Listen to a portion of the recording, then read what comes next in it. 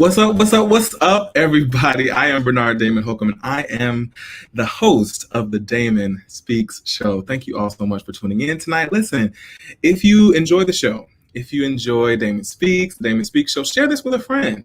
Share it to your timeline. Share the YouTube link. Subscribe to the YouTube channel. Like, if this has provided any value to your life, go ahead and show it. I'm also going to ask you for a little bit of patience tonight. I'm trying some new things. The Damon Speaks Show is going to the next level. So if we have some technical glitches, it's okay. We're going to fix it. It's going to be fine. Let me know where you're tuning in from. Let me know. Say hi in the comments. I would love to hear from you guys. I have a very special guest, and I have a very special show prepared for you all tonight. First of all, I want to say that February is the month of love because of Valentine's Day, which also happens to be my birthday. So don't forget about me on Valentine's Day. Tonight's episode is about dating. It's about being prepared for dating. It's about maybe getting over something in the past, maybe getting over something that may be in our way from enjoying dating, maybe considering getting back out there. But it's specifically tailored to empaths, people that, and Neda can define what an empath is and all that stuff. But it's going to be a good show. Then next week, I have several panelists coming onto the show, some dynamic guests coming through. We're going to be talking about the dating game. These are people that are in it. These are people that are in the trenches. We're going to be talking about red flags. What are the things that show up? What are the things that we should be looking for? What are the questions that we need to be asking these people as we go out on dates and as we get back out there into the dating game? Then the third week, February 14th, the day after Valentine's Day, the day after my birthday, I'm going to be having some married couples on the show. We're going to be talking about love. We're going to be talking about marriage. How did they fall in love? Did they think that they were going to get married? How was it being married for 5 years, for 10 years? If you're a married couple, if you enjoy the Damon Speaks Show, I would love to have you as a guest. I'm still looking for more married couples. So hit me up at damonspeaks411@gmail.com, or wherever you're seeing this video. You can comment on YouTube, or you can send me a DM on Facebook or DM on Instagram and let me know that you're interested in being in the show. I would love to have you. In the fourth week, I want to talk about heartbreak and divorce. I have a fantastic guest coming on the show. She's going to talk about her experience being married and how there is life and even love after a breakup. There's life and love after a divorce. So that's the show. Those are the shows. Tell a friend. Keep coming back every Monday night at 8 p.m. Eastern Standard Time on YouTube, youtube.com/Bernard Holcomb, okay, for the Damon Speaks Show. All right. So I am elated to bring on my guest, Neda, the official. Hey, how's it going? What's up? Good. It's good to see you. How are you? I'm doing great. How are you? I'm good. I'm a little tired. There've been a little bit of things happening. I've been saying yes to like too many things and all the things. And I even like let a few go. I didn't let enough go, but I let a few go. And I woke up this morning and I still felt like that heavy feeling. So I think I have to let some more go and just be honest with some people and be like, look, I want to do this. Like, nah. I can't do it. I can't do everything. Right. I get it. Setting boundaries is super important. Ciao. So tell the people a little bit about yourself. Who are you? So I'm Neda. I go by Neda the Official. That's how you can find my website and my Instagram handle. I'm a spiritual mentor, and I basically provide developmental products for people who are specifically empaths. Those are people who find that they are absorbing the energy of other people. So they find that they get really drained in relationships and when they're connecting with other people. So I help them basically not get so drained by going over aspects of their mind, body, emotions, and spirit to see like where their weak points are or where those access points are, so we can actually repair those. So they're not getting so drained. And so they do know how to set those boundaries, right? Okay. I'll Yeah, be like drained. I'd be drained. And before I figured out that I was an empath, I will always wonder, like at first I thought I was an extrovert. I thought then that I was an introverted extrovert.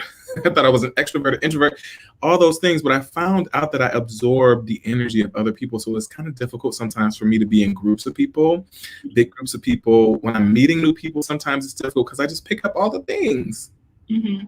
Yeah, you can be an empath. There's this misconception that empaths have to be introverted, but you can be an introvert or you can be an extrovert when you're an empath. Those are two separate things. And then also people get mixed up, like the difference between HSP, which is a highly sensitive person, and an empath. So they're similar, but highly sensitive people are just they're sensitive to stimuli.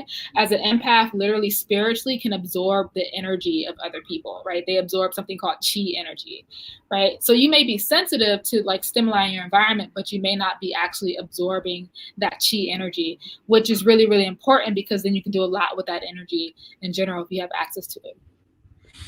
Are empaths healers? Like, do we have the ability to help someone heal?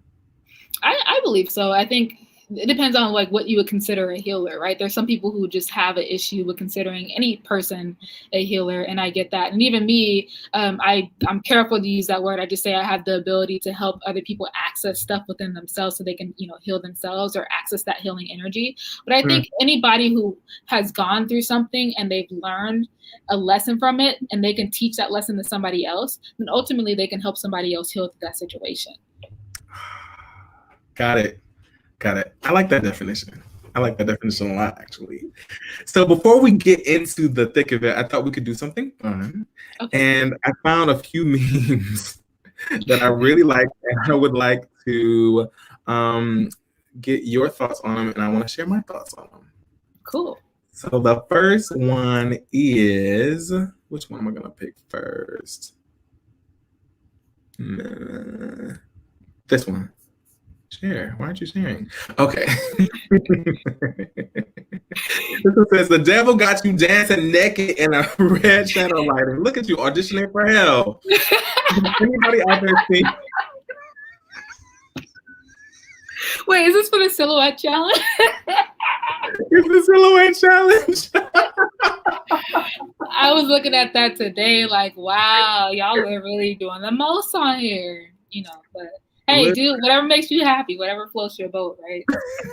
I feel like growing up as a church boy, like in a very strict fundamentalist church, like everything was serious. Like if you blew your nose wrong, if you looked at somebody wrong, like you just going to hell. So I found it incredibly funny. Yeah. But yeah, y'all, if y'all have not seen the Silhouette Challenge, check it out. It's on Facebook, Twitter, TikTok, all those places. Some of them are sexy, some of them may turn you on. Stop. And some of them are funny. Okay. So that I tried to do one of these challenges. I tried to do the busted challenge and almost broke my back. And it wasn't for to share with nobody. I just wanted to know if I could get down, But I realized, listen, I got a lot going on over here. And so like everything was shaking, my knees were like buckling, but I did that thing. Right. So this one is, okay, this is real. I will do it tomorrow. I'm boop. I'm a procrastinator, and it's like bad. Have you dealt with procrastination ever? Absolutely. Yes. So I totally get this. I totally get it. I mean, I have been to the place in my life where every education, okay, people are watching this, but it's okay, we're gonna go with it. Every educational degree that I've gotten has been by the skin of my teeth. Because I'm such a charmer, because I'm able to like do all the things, like it's been super bad. But most times I make a fool out of myself and I end up being a clown. Like You'd be like that. We all struggle with it. Listen, struggle. What's the next one? Let's go with this one. Oh, yes. Listen, why that shape? I just want to know. You can slide in my DMs. You can comment on this. Do you like me chubby? Because then I don't have to like do the diet. I don't have to do the exercise. I don't have to do things. Before I put in all this work, just let me know. Let me know. Let me know if you're out here chasing. Because then that's great. Then I don't have to do anything. Right. I just feel like super amazing. Okay, this one deals with what we're talking about tonight, which is dating. Mm-hmm. Kermit has some tea. Switch phones since y'all so in love. Like, let me see your phone. Let me see like what's happening. Y'all out here breaking up relationships. Ended marriages. Come on. Do you think that your partner should have, let's say, access to your phone? I'm not even gonna say unlimited. You're not about to see. You ain't gonna pull me into this one because I think it depends. That depends on the partner that you with. That's a individual relationship contract. But if you need more support on that, then seek, relationship coaching or therapy. There have been some situations where I know there were people who got access to their partner's phone because that's what they needed to feel trust because of whatever happened. And there were therapists that were like, no, in this particular situation, that's okay. But ultimately, like, of course, you don't want your partner feeling the need to go through your phone. But there are some people who are anxious in the relationship or who are a little insecure. And I think it's nice when like a partner is like, okay, like we can't do this all the time, but I just want to be consistent with you and show you that things are legit. I think, that feels great to me because there have been so many times where I've dealt with insecurity. My last big relationship, I dealt with a lot of insecurity, but he said, like, he said, if you show me insecurity, I'm going to walk away. And I didn't feel like I could ever say like I'm feeling jealous or any of those things. So then I overcompromised and I kept doing things that I really didn't want to do. And it just made it easier for him to walk away from the situation. It made it easier for him not to invest because I wasn't being my whole self. I wasn't being a whole person. He never saw me angry. He never saw me jealous. He never saw me sad. He never saw anything but the happy, positive, like jolly Bernard. If I had the, that's not real, like not that not being happy, isn't real, but like being, like you should be able to feel safe enough to like show your true emotions, Yeah. Absolutely. That safety is a huge thing. And if someone had told me that that's something that I could ask for, or if I just, was like, I'll bump it. Like, I'm going to ask for this and he can say no or whatever, but I'm going to be okay either way. That would have been really awesome. What I'm saying? But it's really awesome that's a thing. I didn't know that was a thing. I thought people were just like, no, this is my privacy. You cannot see my phone. A lot of people are like that, but a lot of people also don't seek like relationship counseling, or they like, I think one good thing to have or quality to have when you're dating is resourcefulness, right? Like, okay, I don't know how to do this. So let me Google like what couples before me have done, and you find like, oh, like this is actually normal or this isn't normal, Mm-hmm. Yeah. Oh, that's good. I mean, I will say also that the moment you go into someone's private phone, like privacy, or like, this is bad. I've read someone's diary before because it's kind of like a rubber band. I see it as a rubber band. So I stretched myself so thin without saying what I really wanted, without saying what I really needed, because I needed that validation at the time, that when I didn't get it, I got to the point where it just kind of snapped back. And then I was in the phone, I was in the iPad, I was in the diary, and I found things that only hurt me. Like when you're in that situation, maybe even as an empath where you feel like something is off, but you also feel like you need to break into someone's privacy, I don't think anything good can come from that. Yeah, it's interesting because when you go on like social media, there's like a lot of therapists online now, and so you'll see all these reels and these posts about like what's supposed to happen in a relationship, what's not supposed to happen in a relationship, and then people will take that to heart and they're like, oh my goodness, I'm a horrible person because I did X, Y, and Z. And yes, breaking into your partner's phone and invading their privacy is something that will be considered, it's controlling, right? And it's not something that we want to do, but it doesn't give you the full picture as to like why someone may be feeling that way. So they may not be a narcissistic person just trying to control their partner. It may be a person who's in a relationship with somebody who is just not trustworthy. They may themselves be narcissistic. They may be giving them the runaround. And, I'm not saying it's right to do it, but there's so many different reasons as to why somebody may want to do that. And ultimately they just need to figure out why and then seek counseling on the matter, Counseling is the bomb. Like, Yeah. stigma that I went through, like, I don't want to see a counselor. I don't want to, I don't want to acknowledge my mental health issues. But I think everybody has them. Mm-hmm. You can't not have some type of issue living in this society. Okay. It's something make you crazy. I mean, when they stormed the Capitol, I almost lost my damn mind. Like, we still gonna be? Okay. So tell me, my first question for you is, how do we know that we're ready to start dating? How do we know? Okay, so I was thinking about this because I knew you were going to ask it. And it came down to 4 things. So, it's okay if I look at my notes from time to time. Absolutely.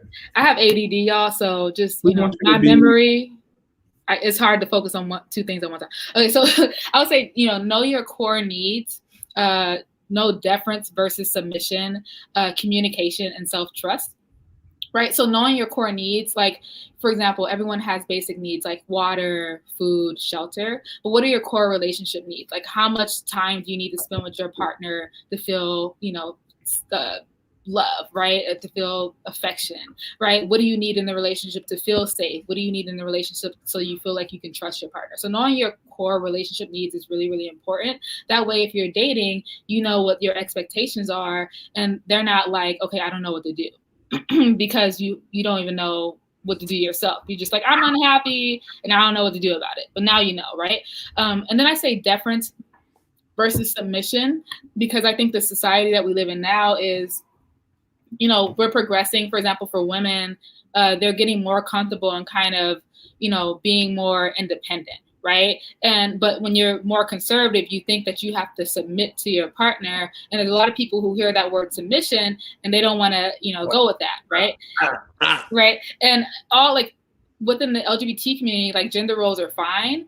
And so if you do that, that's fine. But I think the difference here is, like, deference versus submission is deference just acknowledges that your partner has something to contribute to the relationship, right? I'm not completely submitting to you, but okay, actually, if we talk about submission too, it's a partner's not going to submit to you if they don't feel safe with you, right? So if you're leading them astray and you're leading them in the wrong direction, like, you cannot expect me to submit to you if I don't trust you, if you're not, handling your stuff, if you're not handling your business, right? So, okay, that's one thing. But then deference is just considering the fact that, like, your partner has something to teach you as well, right? And so letting go a little bit of control and having a little bit of vulnerability in that way is really, really important, because that's the whole point of companionship and partnership, right? And a lot of people struggle with, like, kind of letting go of some of that control and letting other people step in.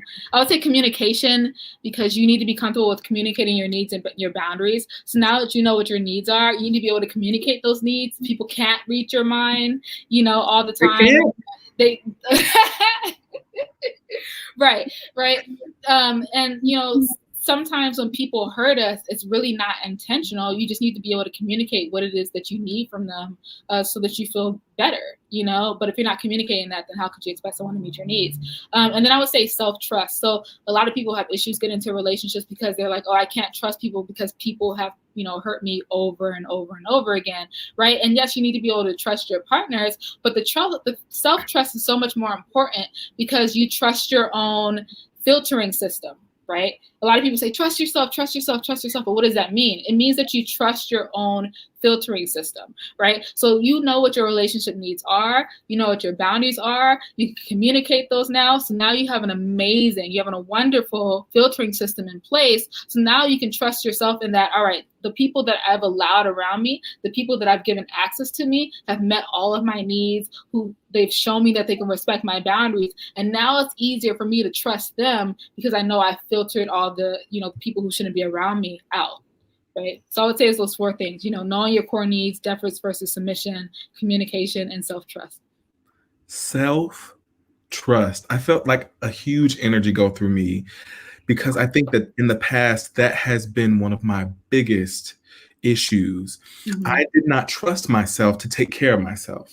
I did not trust myself not to find myself in a situation that I didn't want to be in. I did not trust myself to be able to say when something was going awry, or if I needed something, like a little bit more assurance, or like just seeing like, okay, what's going on? Like, can you just show me your phone, show me that you're not like out here texting these hoes? Like, or just at least having the conversation. But because I couldn't trust myself, and that didn't stop me from getting into the situations, that just added so much nervous energy. And even the relationships that I were in that I used to cherish, I look back on them now and I'm like, that was not fun because I was a basket case.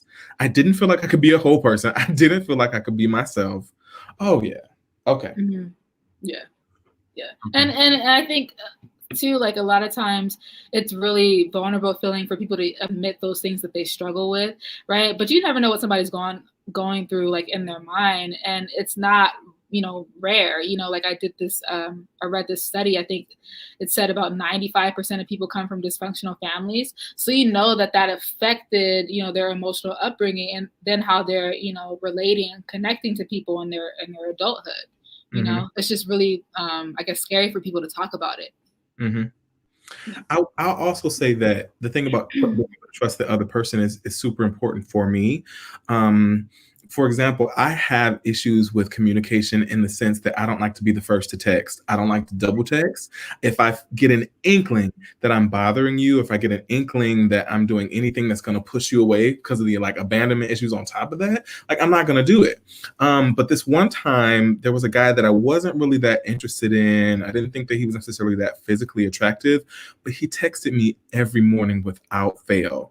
And he didn't really, I'm not sure if this is the most healthy thing, but he didn't really require anything from me. He was just always showing up. And the more he showed up, the more he let me know that he could be consistent and that I could trust him, the more I started to fall for him. And I was like, oh, like this is cool. Yeah. It sounds like he might have had a secure attachment style too. So that's one of my dating things that I try to check off the list, making sure people what their attachment style is. Like, and this was a little bit too much, but when I first figured out what attachment styles were, so attachment style is basically like how someone connected to their caregiver and their upbringing. So if they were anxious, then they were an anxious person. If they're avoidant, they tended to be really independent and avoid, the emotional connection, the intimacy. If they're secure, then they were okay. They knew they can rely on their parent, and so they had no issues opening up and communicating. And people tend to keep that with them throughout their adulthood, and that's how they attach to their adult partners, right? So one of the things that I was like, is it wrong to make all of my partners take this attachment style test? That's what, like, so if somebody was like texting me whenever they wanted to, they were, text me like at these random hours, or they weren't consistent, usually they had an avoidant attachment style. Or if somebody was like in my phone 24/7 and like didn't respect my boundaries, usually they had an anxious attachment style. But those people, like you just explained, were just there, they were consistent, they made the relationship feel safe. They usually had a secure attachment style. Where can we go to get these attachment style tests? Because I feel like I need to know like what exactly is happening. There's a lot of free tests online. You can literally just Google attachment style test. Y'all, go to Google this month if you're trying to get back into the dating pool and find out what your attachment style is. Because I'm assuming, good evening, Tiberius. Hey, Cody. Thank you guys for tuning in. I'm assuming that if you know your attachment style, you'll be able to weed out people earlier in the game or earlier in the dating process and know that I don't need to go down this road because you're going to make me crazy, or I'm not going to be good. If you want to, I mean, I'm glad that you're asking me like what can we do to prepare to get ready for dating. If this show was about like what can I do to stay in my long-term committed marriage, then I wouldn't be the person, right? Right, because there's still stuff that I'm learning too. But I can teach you all about like how you can get emotionally ready and vulnerable enough to actually date. And the reason I say that is because like there's some people who do put themselves through that. Like they know that they have an anxious attachment style, for example. They know that their partner has an avoidant attachment style. And they'll stay in that relationship, but those are usually like really turbulent, chaotic cycles. But they're like, no, I'm going to do it anyway. But I remember there was this marriage counselor that I was talking to, and she said, what people go wrong sometimes is they say too much and give too much away in the first couple of dating stages. Too, right? So it's like a really intricate dance of knowing what you say in the beginning versus what you say later on. Right. So even though, I may have been out of pocket back in my day with giving people these attachment quizzes, I don't know. some people may think that it may have been too soon, right? But I do think that you can kind of navigate that. But I'm not the one to tell you, because sometimes I can be like, yo, look, have you seen those reels where it's just like, what's your name? Where do you work? Where are your kids? Because sometimes we are tired and we just want to know everything up front. But I think that also takes away like the beauty and the fun of like getting to know somebody as well. Ooh, the mystery. Mm-hmm. The fun of getting to know someone little by little, step by step, instead of just being like, this is who I am. Okay, this is the other thing, right? So a lot of times I've spoken about this and I've done this. I show up to the first date, the first meeting or whatever, and it's my representative. I'm showing you the best parts of me. I'm showing you the parts of me that don't really exist, but I want you to think that exist. I want you to think they exist. Is that okay? And then you like peel yourself back like an onion? Or do we need to show up on the first date like, this is who I am, you gonna deal with it or you not? So you're saying when you go on a date, instead of like showing like your full self, you just kind of hold back a little bit? I hold back and I show like the jolly, happy-go-lucky Bernard, like, oh my God, hi. But in reality, that's not me every day. That's not me all the time. Yeah, I mean, I think if I were to go to a date and I was like, look, I'm tired today, I got so much work to do, like, what's up with you? You know, like I don't know. I don't think that would be fair for my partner, but I think it is an intricate, you know, there's a balance, you know, like I think you should be able to be real with your partner, and showcase like your qualities. But I don't think you have to be super fake, and I don't think you have to be, you know, super, you know, like, okay, this is what I'm going through the worst. You know, I think there's a balance with that as well. I think we should be tactful, you know, we should aim to be tactful. I think tact is sexy in relationships. Yes, come on. Tact is balance. And you know what? Because I'm the type of person that wants it all at one time. Like I want to be balanced right now. Like I need to know, am I balanced or do I have tact? But sometimes it's a process, and sometimes it's practice, and sometimes it's after going out on 5 dates that you're like, okay, maybe I didn't need to say that for those 5 dates. Mm-hmm. So I think that we can offer ourselves a bit more patience when we're trying to, you know, figure out how this whole thing works. Absolutely. Definitely. Okay, so let's say someone feels like they're totally not ready to be dating. Are there things that they can be doing, like seeing a relationship coach or a life coach or meditation? Like what would be your quote unquote prescription for someone who feels like they want to be out there, but they're just not ready? I would say this, and I borrowed this from Dr. Joe Dispenza, and he said something that I really liked. He said, make a list of qualities that you want in your partner and then meet those yourself. You know what I'm saying? I think that's the beginning of it, right? So if you need therapy, that might, you know, maybe you need to do that to get there, but also it helps you know, like, if your list is realistic or not, right? I'm not saying you should aim for the stars. I get that everybody wants an Instagram model to date because that's what they see every day. But, you know, like, if you want a partner that has a certain set of qualities and characteristics, that means that their character is developed around that, and that means they have values around that. So if you don't have those qualities yourself, and these are their values, they're probably not going to find you attractive because your values don't match with their values, right? So if I want somebody who's healthy, who's into like fitness, who has a certain financial makeup or whatever, and I'm like, you know, not into any of that, our values don't match. You know what I'm saying? So I would say make a list, and then I'll also say do an assessment of like your past relationships and see, because a lot of people like they like to jump into the next relationship without going through their past baggage. And I would just do like a quick assessment of my past relationships, like what happened, what went wrong, what could I have done better, to really just kind of self-reflect on like the places where I need to heal. And I'll also say, like we were talking about earlier, see what your attachment style is. And then I would say, you know, don't be afraid to hire a therapist or a relationship coach, you know, who can really help you work through those deeper issues if you need that. Oh, make a list of what you want in a partner, and then be that yourself. And even if you think energetically, like we think about the law of attraction or whatever, like attracts like. So if you want somebody who is, let's say, honest, get honest with yourself. Right. Just be really, really honest with yourself. You know, sometimes that's really difficult to kind of face those aspects, but you got to do what you got to do. If you want love, it takes work, you know, it takes work. Working on yourself. Remy, what's up? He says, make a list and check it twice. Naughty or nice? Yes. It could be naughty. It could be nice. I mean, I don't know. Right.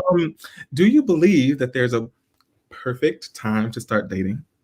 Some may disagree with me, but I would say no. I think there's 4 different types of relationships. Lisa Nichols says there's 3, right? She says there's lifelong relationships, there's purposeful relationships, and then there's life-giving relationships. That's 3. And I added the 4th one, there's karmic relationships. So for example, right, lifetime relationships are relationships that are with you for the rest of your life, right? This could be family, this can be like chosen family, long-term friends, right? Then there's life-giving relationships. Those are like shorter relationships that like, if you need to know, you still got it.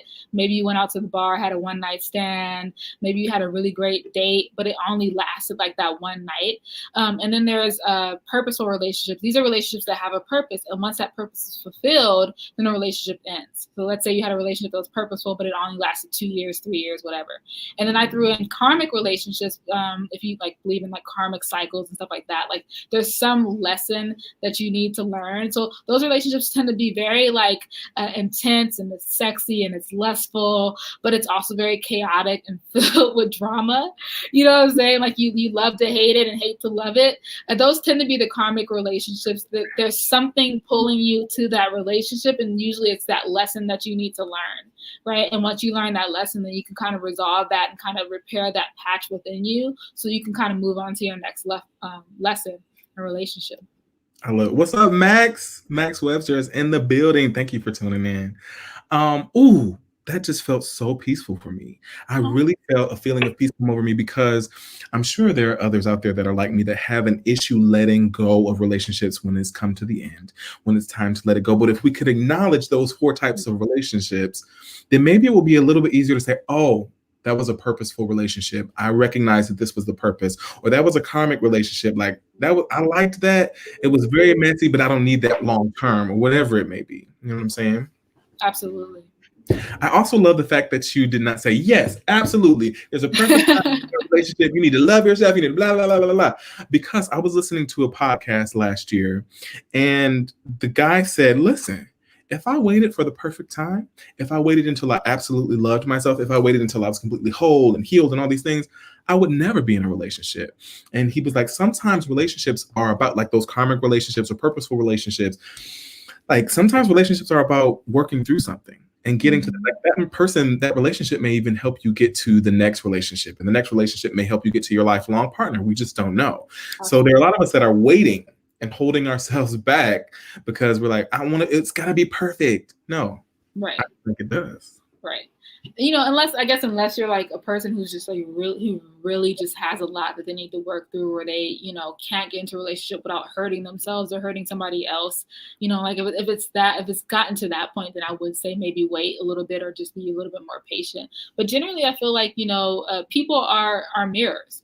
You know, they're going to reflect back on us what it is that we need to work on within ourselves. You know, that's the point of being here. So like Earth is like a giant school. You know, we came here to learn.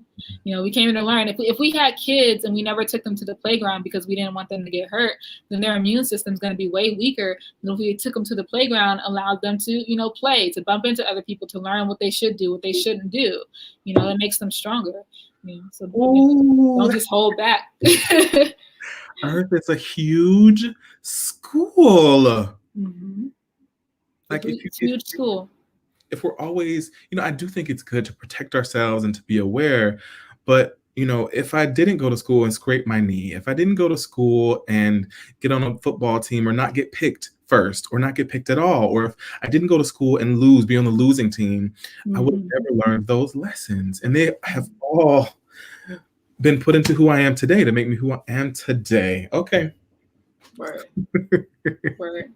Okay, let's say there's somebody who's super anxious that may have gone through a bad breakup and they're just really afraid to get back out there. Is there something that they can do, a way that they can be thinking to help them be more prepared to get out there? If they've gone through a bad breakup and they don't want to get hurt again, let me think about this. Let me cheat my words very carefully. I think that going back to what I was saying about making the list of like what happened in their past relationships is really, really important. I remember there was a point in time where each one of my relationships were just very, very turbulent. And so I literally made a Google spreadsheet. And after figuring out my attachment styles, I listed all my partners. I figured out what their attachment styles were by just like assessing the relationships. And I was like, okay, this person made me anxious at this point. They activated me at this point, and this point.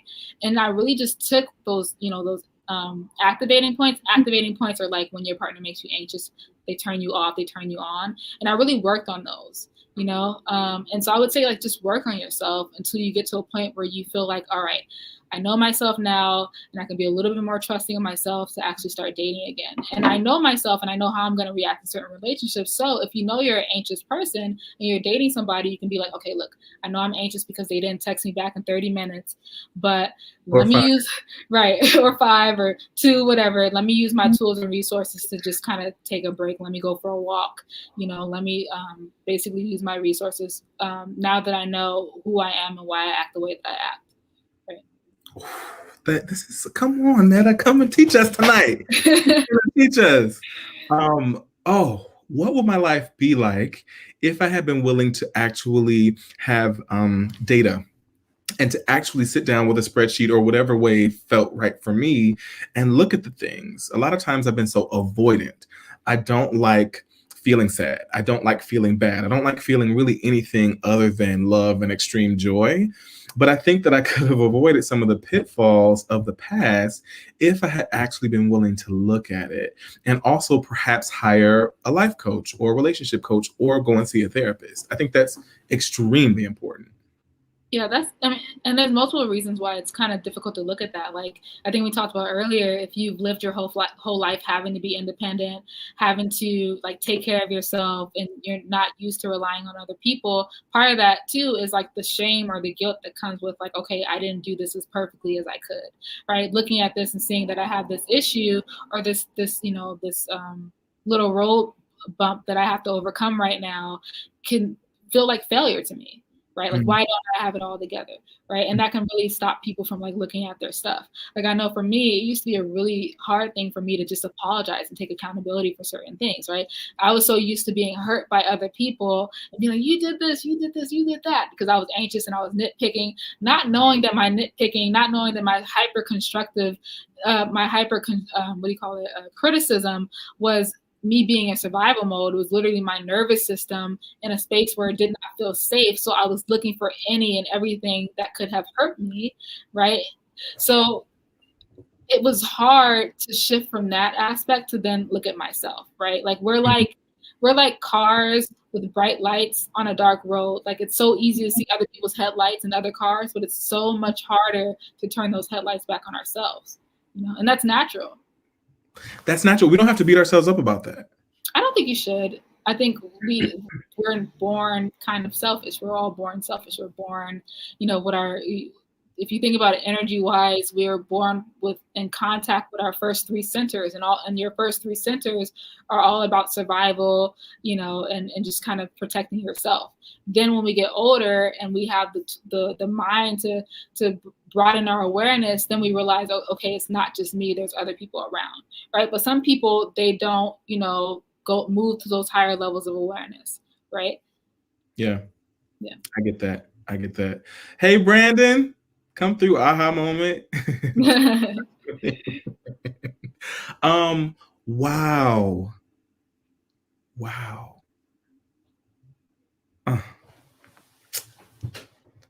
I have spent a lot of time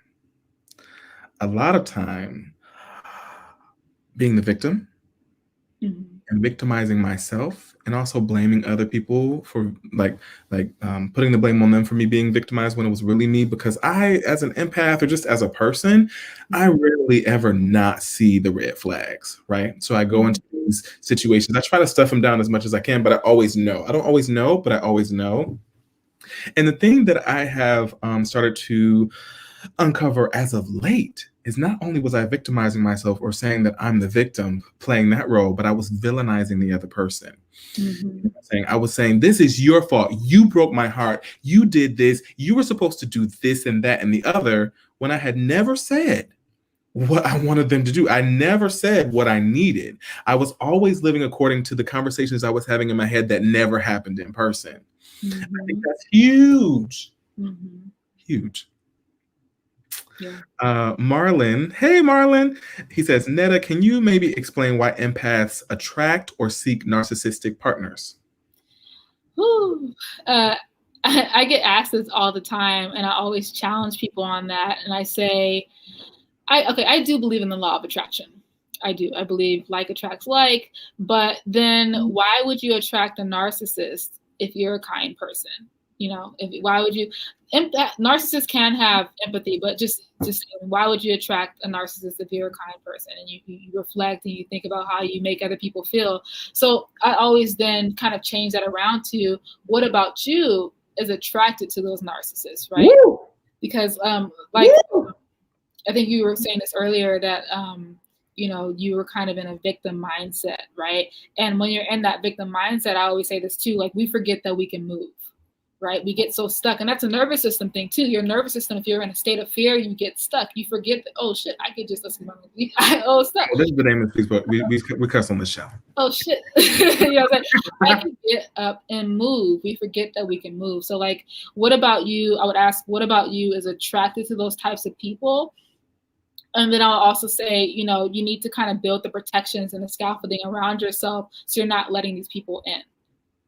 Like you need to be able to identify, like once you identify this person as a narcissist, right, you can kind of figure that off the bat too.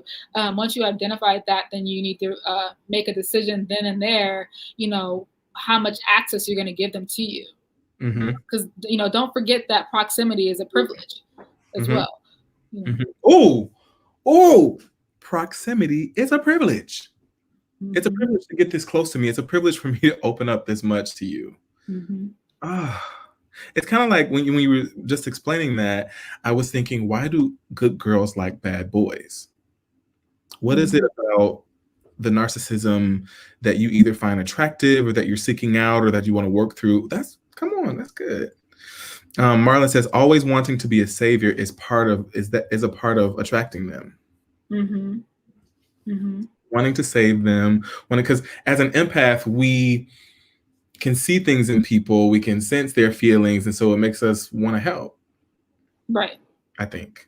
Yeah, and like if you are like, for example, in a coaching session with me, like we talk about these things, and I think empaths have a tendency to be like, okay, and I get why we feel this way because it can feel like we're attracting these people, and to a certain extent we are, right? But it's about like what's going on internally, and there's so many things that could be going on internally with us physically, emotionally, and spiritually that could be opening up these pathways of connection for these types of people that are harming us, right? And a lot of times empaths, all their life they've had to take care of other people, and now they think they're a bad person if they're not taking care of other people. So it's really figuring out like where the origins of those types of mindset and that thinking is coming from, so that you can stop feeling guilty and you can stop feeling shameful about your behaviors and actually do something about it and change your mindset around the situation. You know, and then you know, stop allowing these people access, you know.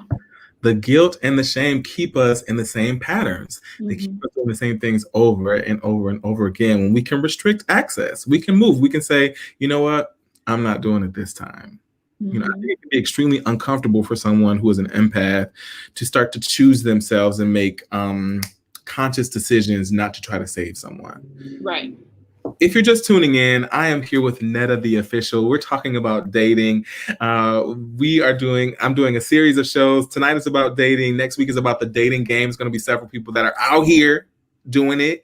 The third week is going to be about marriage. And the fourth week is going to be about divorce and heartbreak. Neda, for those that are just tuning in, can you explain again what an empath actually is? Right. So let's talk about empath versus HSP. So HSP is someone who's just really sensitive to stimuli. And HSP, who are very sensitive to stimuli, they tend to be introverts, right? Empaths can be introverts or extroverts. And they're not only sensitive to stimuli, they're sensitive to something called energy or chi energy, right? And so they literally take that chi energy and they absorb it into their own body. So let's say somebody else has a certain type of energy around them, that empath can then absorb that energy within their body. Got it. What is this just came to me like, What is the difference between being an empath and being someone who is codependent? I was trying to laugh. Good. Oh, okay.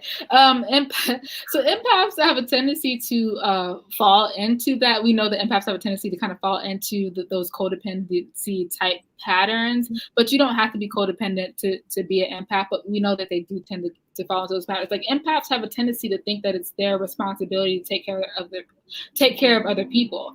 And that becomes very sabotaging. Excuse me, that becomes very sabotaging to a point where now their needs aren't getting met, and now they're enabling another person's poor behaviors, right? So I would say, it's like an empath is who you are, but codependency is more so a behavior. Come on, explain it perfectly. That makes so much sense to me because, listen, I have been doing codependency work for a while. A friend recommended Codependent No More, this book by Melody Beattie several years ago. It was about 7 years ago because I was turning 30 at the time. And so I've dealt with a lot of guilt, a lot of fear, and a lot of shame about my codependent nature, the things that I've done. But as I've come into the knowledge that I'm an empath and I've made these choices, I can start to make a different choice. So I don't have to just say, oh, I'm just codependent. This is the way it'll always be, blah, blah, blah, blah, blah. I can start to look at the patterns, just like you were saying earlier about looking at your relationships, looking at how you exist in these situations, and then starting to make a different choice. I don't have to continue to be in these codependent situations and just dive in. Mm-hmm. I can be an empath. I can feel the things. I can try to help someone, but I can also have boundaries. Right. It's about your behavior. Yeah. Tell us, what are some of the like hallmark things that may be challenges, but not only challenges, let's not stick with challenges, the joys of maybe being in a relationship with an empath or as an empath. The joys of being in a relationship as an empath. So this is if they work with me. I'm suggesting. I'm saying. But the whole, my whole purpose with the work that I do is, getting empaths to a point where they can interact with people without feeling burdened, without feeling like they have to isolate, because we need people in life, like attachment styles. That's why it's a thing, because our survival is actually dependent on how well we can create these safe relationships with other people. So like, I help people connect without getting burdened, and versus, empaths who have a tendency to just get so overwhelmed and drained in these relationships because of how sensitive they are with to people and their energy. They have a tendency to just take on way too much that's not even their own, and then now their needs aren't getting met. But I would say that the joys of being in a relationship with an empath is that they're very considerate, that they're very self-reflective. They know what it feels like to be hurt. They know what it feels like to absorb a lot of energy, and so they're very self-reflective of how their actions and their behaviors actually affect you. Like, they're very, very thoughtful, considerate, and kind people when they've done the work. So I would say that will be like one of the main joys, is that empaths are really, really good at creating safe space or safe emotional spaces for their partners. Mm-hmm. What are some of the challenges? Is it strictly boundaries? Is it making a decision not to go too far when your partner is feeling a certain type of way? Boundaries is definitely like one of the main things, but I talk about, or I teach people about, like, there's different types of boundaries, right? There's actual physical boundaries.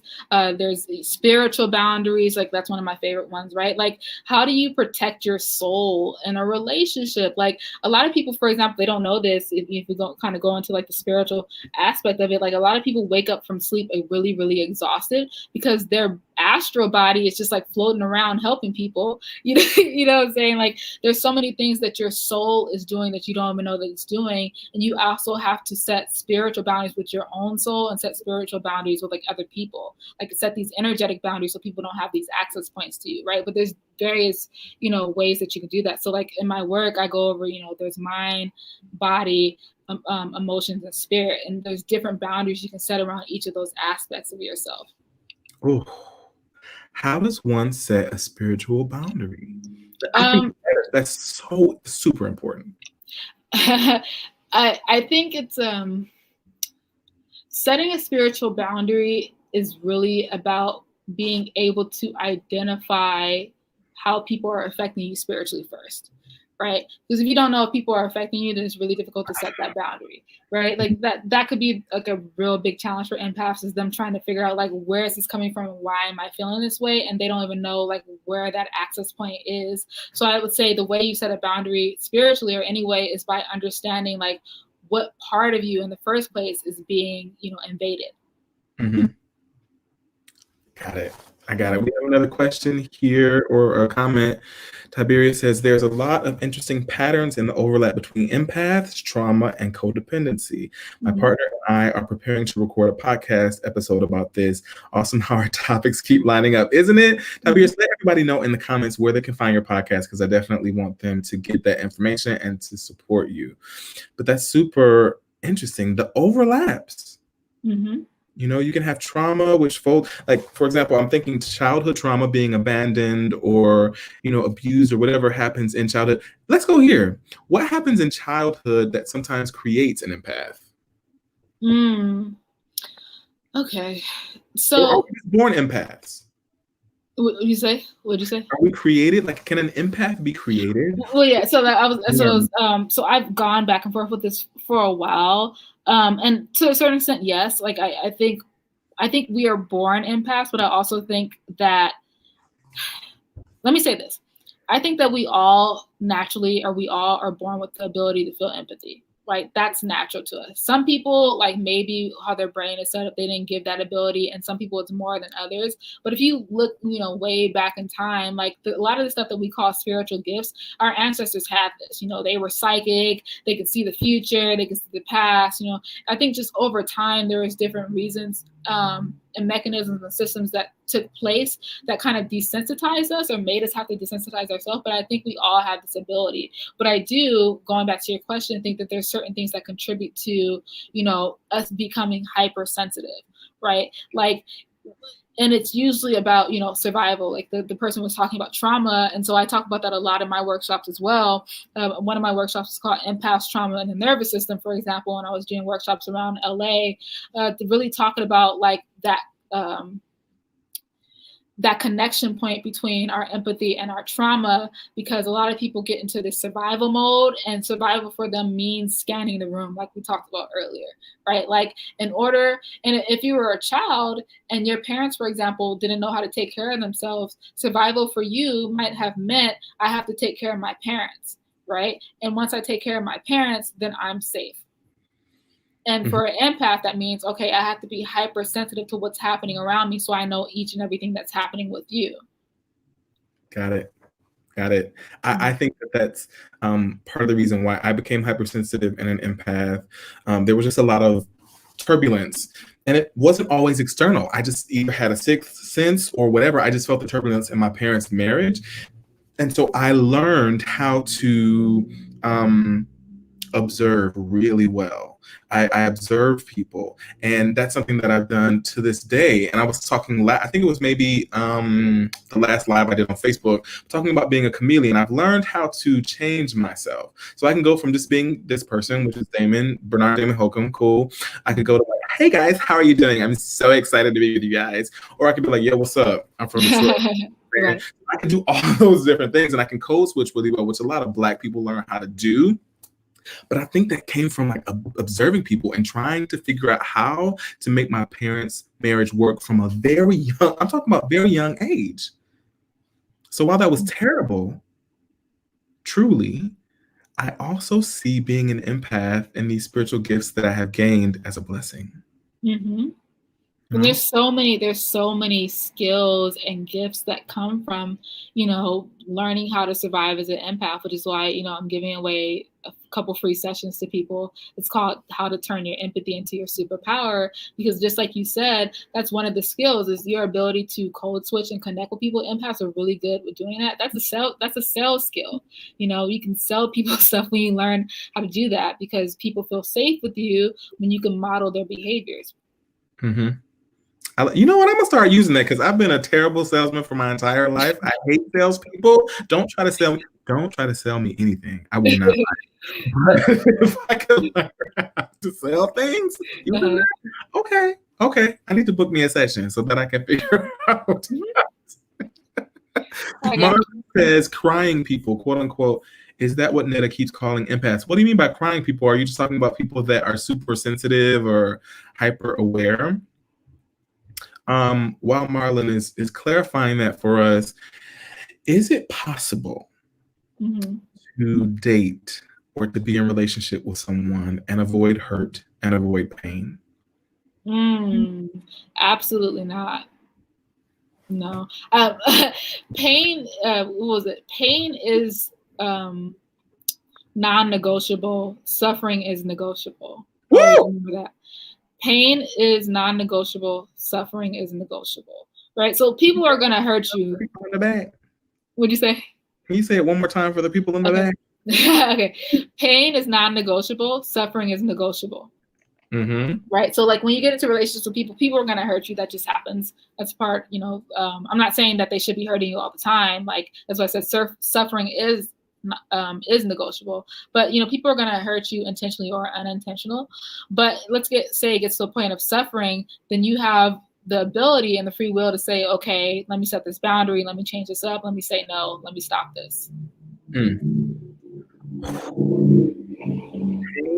is non-negotiable. We're going to experience pain in life and in love, but suffering is negotiable.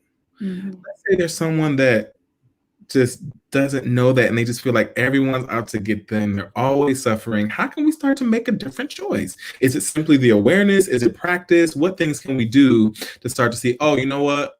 I'm feeling pain. I'm going to feel that, but I'm choosing to suffer. What can they do to stop suffering, or what can they do to identify when they're suffering? What can they do? Let's start with what can they do to identify that they're suffering? Because there's a difference between pain. Like pain is like, oh, that hurt. But I feel like suffering is like weeks later, you're like, oh, God. Right. I think if they find themselves in a situation where they're just continuously unhappy, they're continuously not getting their needs met, and sometimes it could be like an adjustment, just like is it my partner not meeting my needs all the time? Is it my partner continuously trying to hurt me? Or am I not communicating some things that I need to communicate? Are my needs and expectations unreasonable? Like really just identifying like what that is as well. But I think if you're in a situation where you're consistently feeling pain, then that probably would lead more into like the suffering aspect. And you're also trying to do whatever you can to, you are communicating, you are setting the boundaries, and you still feel unhappy, then, I might get into like the suffering aspect of it. That is good. That is so good. Like instead of just being tossed around on the wind of emotions and being just like your heart is on your sleeve, like I kind of enjoy being that way. But what if I were able to identify what was actually happening? Is there something I need to ask for? Is there a boundary that I need to set? Is there something that I need to say to the person that I'm dating? Or is there a way that I need to inform them how to treat me or how I am that will help reduce my suffering and will help reduce my pain, which will help reduce the suffering? Yeah, because I think a lot of people have this fear of, if I ask for this, they won't stay with me. Like they're afraid that asking for something or setting a boundary will make the person leave. And honestly, that's kind of the point of it, it's kind of like, no, it's not the point. Like, let me rephrase that. I don't want people to take it the wrong way. The point of boundaries is not to set walls so people leave you. The point of boundaries is so there can actually be safe intimacy, right? You can't have safe intimacy without having boundaries. Boundaries let people know this is what needs to happen in order for me to let you in close. So if somebody loves you enough to set a boundary with you, somebody loves you enough to communicate with you, they're saying, I love you so much that I'm letting you know how to have access to me, right? But if somebody can't respect you, if they can't respect those boundaries and they fall off, then hey, I love you enough to set a boundary. Never in my mind, never in my heart, never in my spirit have I thought of it that way. And I think that's going to set a lot of people free. I'm setting a boundary. I want you to have access to me. I'm setting a boundary because I want to be intimate with you. It's not because I'm trying to be a hard ass or because I don't like you. And I think it will be a lot. I would do a lot better in my relationships if I realized that I can ask for what I want. And if that person walks away, because that's one of my biggest struggles is abandonment. If I ask for the smallest thing, or if I say something that I need, you're going to walk away. And then I'm going to be left with nothing. But as I grow into myself, as I fall in love with myself a little more every day, I'm becoming more okay with the idea, like, okay, you can walk away. I enjoy your company. It's great. But if you walked away, that's okay. And it may actually be a blessing because you may be blocking somebody else from getting to the spot. Right. And what that also does, I'm glad you mentioned that. Not only does it show you if the person can actually respect your boundaries, it also opens up that conversation, a safe conversation for them to be like, yo, I don't think your expectations are reasonable. Right. And sometimes that conversation comes up too. Like, I expect you to answer my phone every single time I call you. I'm gonna call, and they're like, but I work. That's not a realistic expectation for me. But if we don't have those conversations, now you're disappointed. Right. So it just opens up that space to have that back and forth conversation. And that gets back into, the deference and being a little bit vulnerable enough to actually treat it as a partnership, to let your partner give you their insights too, so you can come to a conclusion on something. How sweet would it be to say, I expect you to, I am ridiculous. I want everyone to know I am ridiculous. If someone doesn't respond to a text, sometimes it's like 60 seconds. I'm not lying. I'm like, they don't love me. They're leaving me. They're talking to somebody else, blah, blah, blah, blah, blah. But if I were just able to say, I know I'm ridiculous, or maybe not, and just say, you know what, I expect for you to respond right away. And then they could say, well, I'm actually like working, or, I was talking to my mom or whatever. And we were able to have a conversation about it. That will open up the door for me to be like, oh, okay, so the next time they don't respond, I'm not immediately like, oh, they're leaving me. Oh my God. Right. Like, oh, okay. Right. Exactly. The other thing that you really touched on was intimacy. Mm-hmm. And I've learned that intimacy is not necessarily sex. I love cuddling, but intimacy for me is being vulnerable and telling that person those things that are less desirable about me, or just being open with that person. And that endears them to me more. I used to think, oh, I have to, put them on a pedestal. I have to be on a pedestal for us to be intimate and to be in this perfect relationship.